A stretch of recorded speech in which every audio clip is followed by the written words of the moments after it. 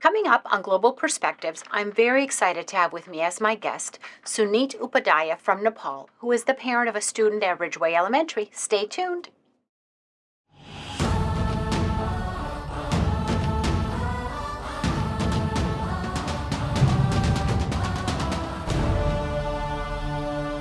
Welcome to Global Perspectives. I'm your host, Karen McDonough, Manager of International Family Outreach Programs. This is a very special day on Global Perspectives because I'm very excited to have with me not just my guest, Mr. Sunit Upadhyaya, who is the parent of a student at Ridgeway Elementary, but also we have an ASL interpreter assisting us with the interview today.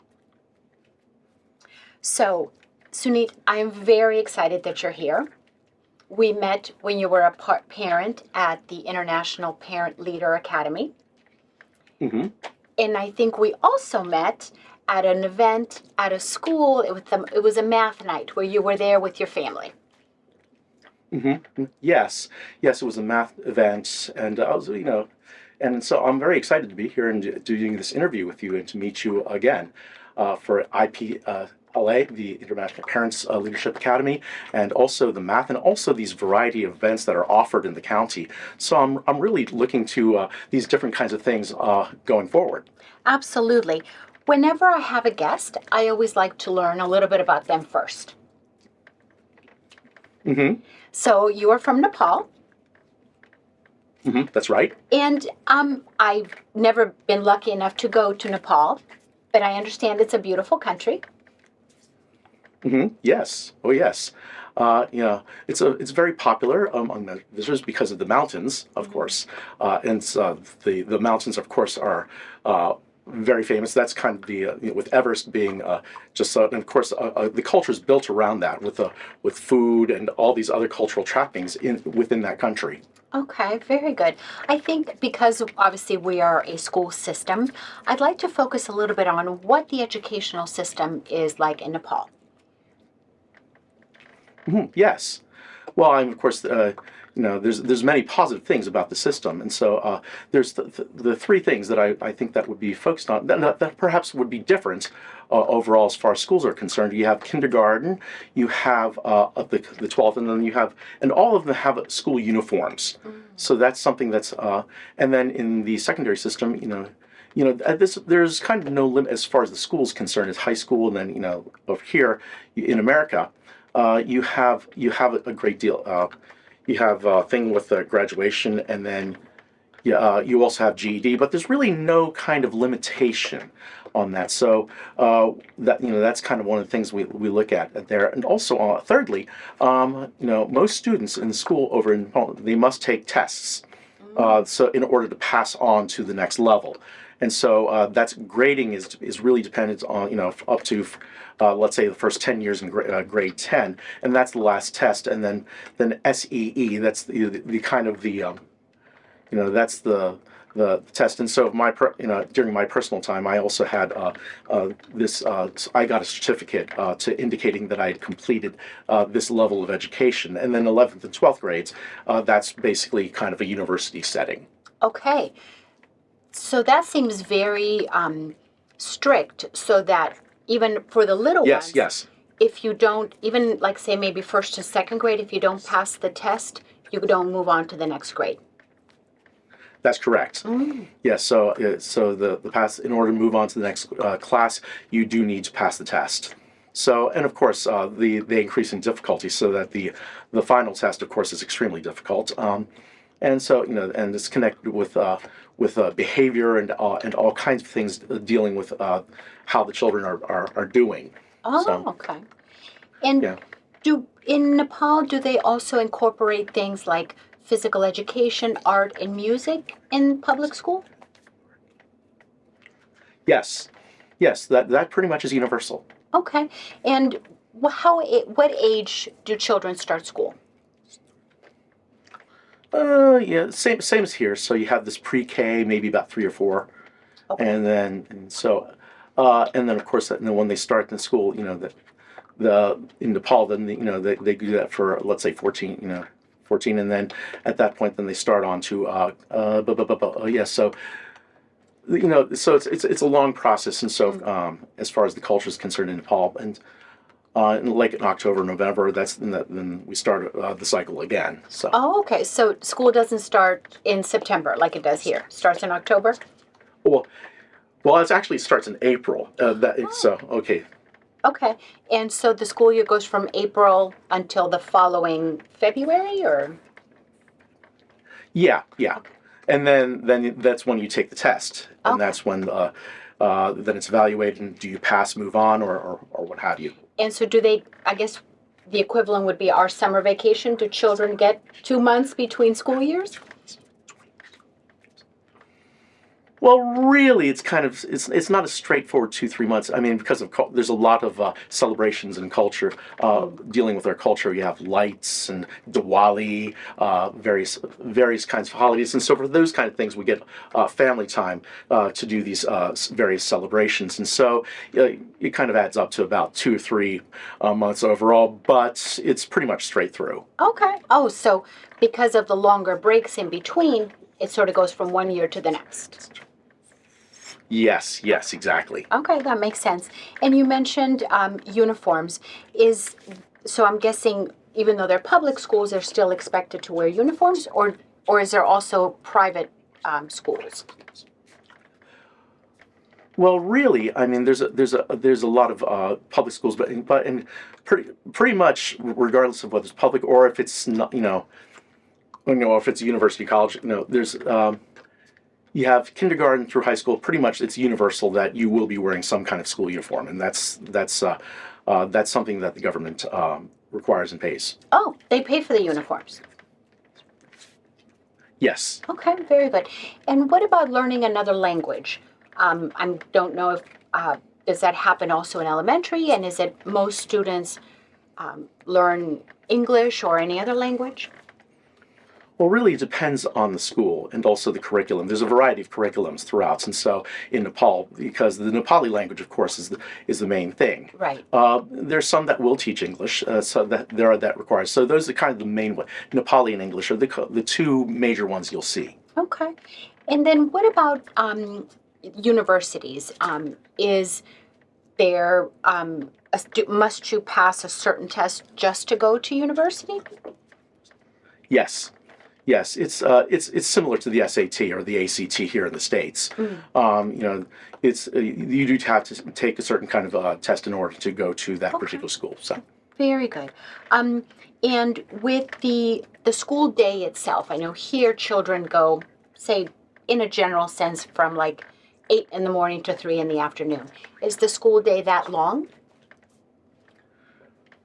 well, I mean, it depends on the school itself. So really, you might go from 8 to 4, or you might you arrive in class in the morning, and then you're hanging out with your friends or what have you, and then the teacher, then we all go out, then you would go out and line up to your various classrooms, and so that would be something. So you would have prayers, or you would have various other activities, and then that would take some time, and then the class itself would be varied, and then depending on the schedule, and then you would have lunch break, and then after that you would go till 4, and then at that point you would go home. Okay.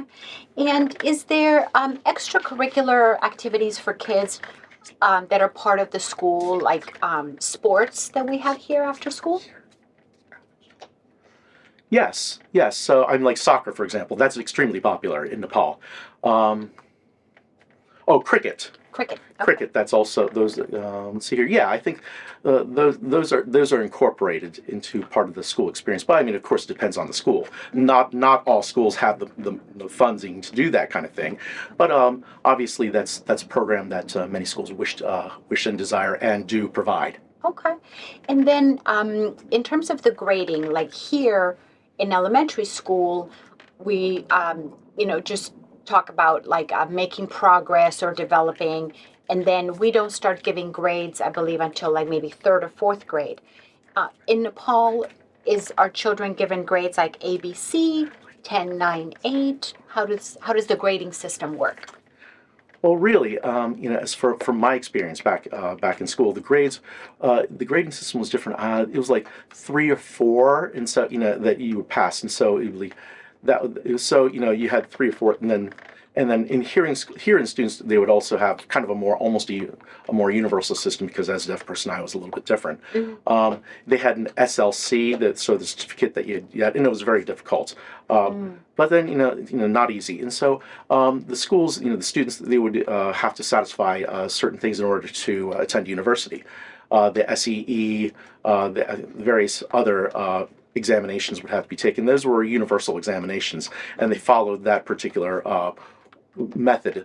And so when you looked at, you would show, it's like, okay, yes, you've satisfied whatever requirements you needed to, and then you would move on.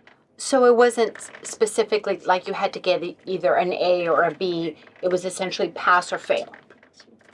Yes, it's like, yeah, and then with a percentage. Oh, okay. So you had to meet a certain minimum percentage. Yes. Okay. All right. Very cool.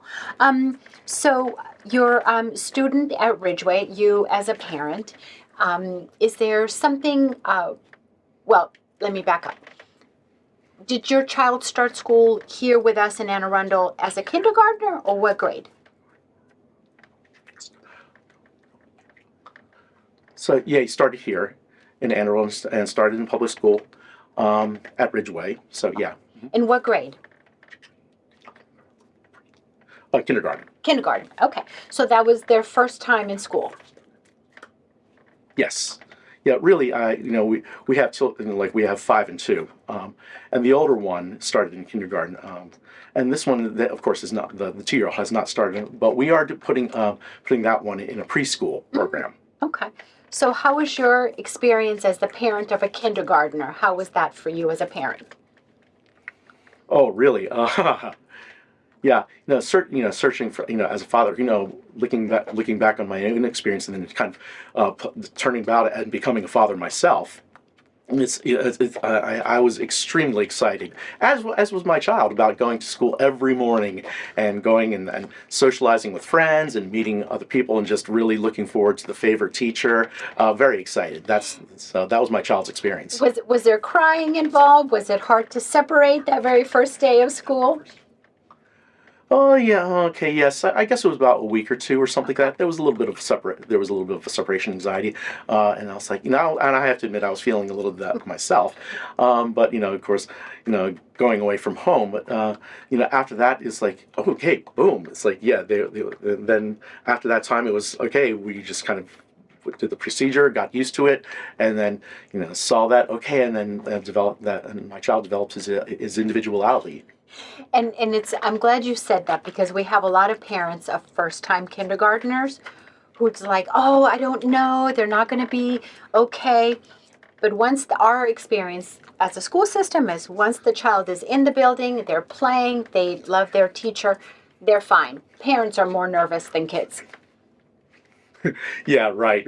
Yeah, I think I remember I think it was the second time we had an interview, and that was the same kind of thing. It's like, oh, okay, are we up to this? And but yeah, Exactly. So I can understand that, but now that they've had this great experience in kindergarten, hopefully next year they'll probably just say, "Bye, Dad. See you later." Yeah. Yeah, that's my hope.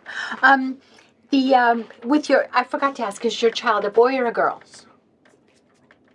Oh, I've got 2 boys. Okay, so your son, as a kindergartner, has he told you what his favorite part is of school? Well, yeah. He just loves me hanging out with his friends, socializing with them, and then when he comes home, and of course, he does his schoolwork, of course, and then he focuses on that, and he really does. He just loves mathematics. Okay. And so he has a thing for numbers, and so when you get home, it's always like, yeah, I finished my homework, and so yeah, really good. I'm very eager about that. That is great to hear.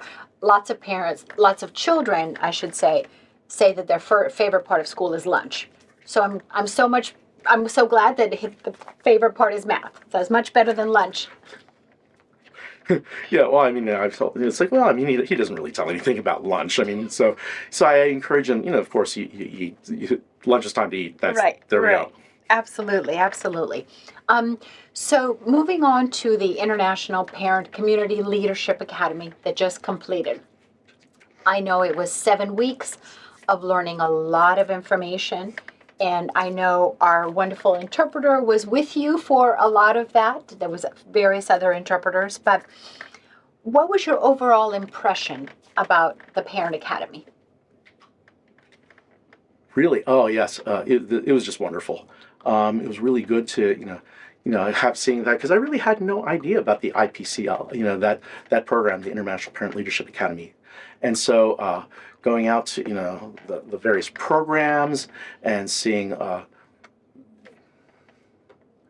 the MS, those kind of thing, and hearing stories about these various things. Oh, okay, I had no idea about these various things, and having these 10 celebrations and really learning more about Anne Arundel Public Schools, their offerings, what the school had, the programming. I had no idea that all this was available. So I was very pleased to find out what was the programming that was here to be found.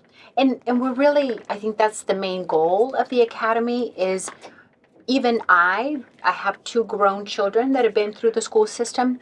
Seems like every time I go, I learn of something that I had not heard before. Yeah, yeah. So after hearing all the wonderful things, was there something in particular that really resonated with you or that you really liked or enjoy learning about? Well, I guess, the Anne Arundel Public Schools, it's really a large county. So first of all, and I didn't realize they had these two technological academies, the northern and southern one that really dealt with technological matters, with engineering and with all, all these other kinds with cooking and culinary skills, and you're able to learn all these different kinds of things going throughout. So that really impressed me a lot. And certainly as parents, I think other parents were impressed by that as well. Absolutely, and I think a lot of parents that I talk to, they assume, because sometimes, like, I come from Mexico, and in my country, a lot of times children have to choose either a university career or a job career, or a technical career. But here, we tell families that you can learn a technical skill and still go to college. So I think that's really helpful. Yes, I think with all that, I was quite surprised by that.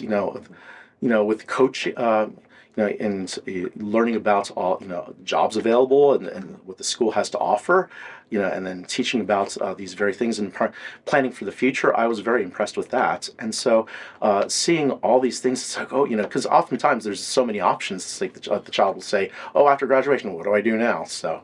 Absolutely, and I think we have a growing awareness that not everybody needs to go to college. And Right. I know, some of these technical skills like plumbing, electricity, mechanics. Um, there are some children where that working with their hands is just much more their passion. Yes, yes, that's a good. Yeah, that's a good decision. So going back to the school system in Nepal, it just occurred to me, do the schools for the older children, is there any kind of technical education that they can take part in? No, not really. It's really kind of general school, university, and that's something that's very different. But that kind of program's not very, and of course, it's very strict with all the testing and passing that. So it's a Okay. very different environment. Okay. With all the things that you learned at IPCLA, was there one thing that you would want more parents to know about?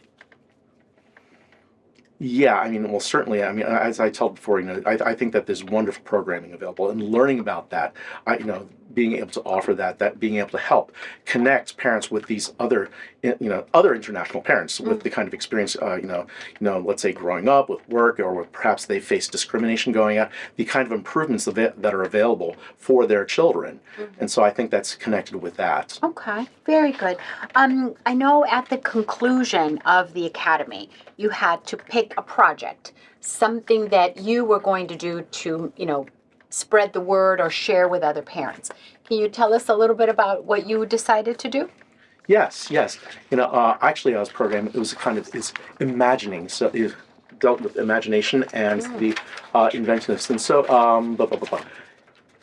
The program, it's that it shows, and it demonstrates the kind of imagination and technology and these kinds of things that are available, and I wanted to show for the kind of innovation that would be available for for the children, and being able to mix in with technology and arts and all these other kinds of things. And that as a father, it's like, I didn't know a lot of the stuff was available. And so being able to develop all kinds of skills in these different areas and showing them what is available, I think that's something that would be extremely helpful going forward. Okay, very, very good.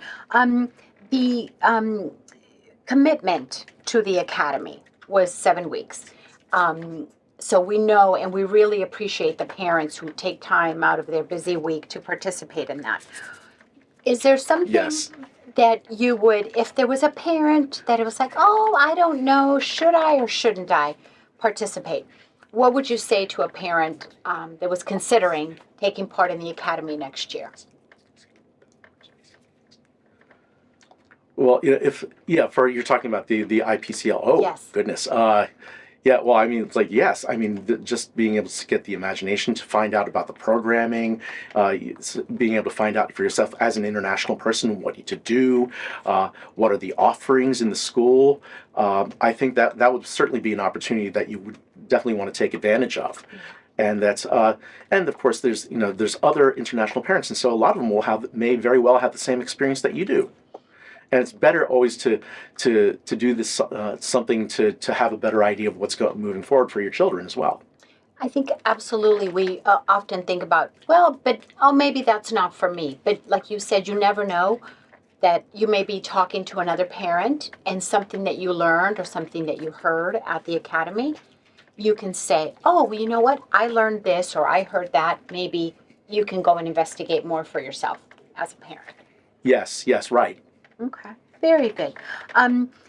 The last part that I wanted to talk about also was as a parent, especially the parent of a kindergartner, you have 12 more years of schooling to go through with your child, and then you have your 2-year-old. So you still got a long career as a parent in the school system. Yes. What do you think are some of, in keeping in mind, obviously, as a deaf parent, we want to make sure that whenever you're participating in an event, that you know that you can request an interpreter to assist, right? But what do you think are some of the reasons, aside from the language issue, that parents find it difficult to be involved or take part in school activities and events? Oh goodness. Well, really, the most difficult I think is part of involvement is that there's other things that are going on. Their job, for example, or they have to carve out time for other children, their events, or perhaps you have a connection with these schools. There's they want to make sure that their children are getting better grades, or these other kinds of things. I mean these thinking about the long term things about their education as well. So there's a whole variety of conflicting wants and needs that go into this decision. And also, I guess, and if you have more than 2 children like I have, well, then the needs multiply. Right, and it gets more and more difficult. Understood. Yes. But I think if you had to tell a parent some of the benefits of being more involved, as you are, because you are involved between evening events and then taking part in the academy. For you, what are some of the benefits to being involved in your children's education, the way that you have been? Yeah, well, I think that the best benefit for me is really the kind of the kind of partnership with the school and the home. I think that as well as the partnership within the community, all these coming together, having communications with teachers and with students and with also with administrators within school. I think that it's overall been a very positive experience as far as the school and as all these communities coming together. Yeah, because I think obviously we can say, there's studies of all kinds of research that shows that even just a small amount of parental involvement is good for the child in terms of boosting their academic success. So I think that, while you have done a lot to be involved, even just a little bit of involvement shows your child that education is important to you. Yes, yes. Okay, very good. I was wondering if there was anything else in particular that you would like to share in terms of your impressions as a new parent in our school system. Yes, really, I guess the story. I'm just impressive. I'm impressed with how the Anne Arundel Public Schools, are the strengths involved and being able to have all these programs that are so student oriented, the staff, the teachers, and just how hard they work at making sure their students succeed. And being connected with this is really just a wonderful thing. With being part of Anne Arundel Public County Schools. Oh, well, thank you. I'm glad you're giving us a good grade. Um, and something, it just again occurred to me. One of the things that my team of bilingual facilitators has been working with a lot is the parent portal accounts. Do you have a parent portal account for your student? Yeah, we don't really use it very often, to be quite frank. I mean, because he's only in kindergarten right now. So, it's as far as communicating with teachers. Okay, well, we're going on vacation, or perhaps, I can see it being, the benefit in the ease of its use, as far as Anne Arundel Public Schools are concerned, as far as communicating with the teacher and what's going on with the students. I can see that certainly moving on. Right. But and so. So I think that's it's good to establish that connection with parents using that methodology and to having the home and the school connected in that way. Yeah, and you're right. I think, as children get older and they have multiple teachers, we find that it's a really good tool. But for a kindergartner, you've got just basically the one teacher, and I'm sure emailing works just fine. Yes. Yeah. Wonderful, wonderful. Well, it has been a pleasure getting to know you and spending this time chatting with you. I really appreciate you coming in. Thank you to our amazing interpreter. We appreciate your support. So thank you so much for being in tune with us at Global Perspectives. Until next time, I'm your host, Karen McDonough.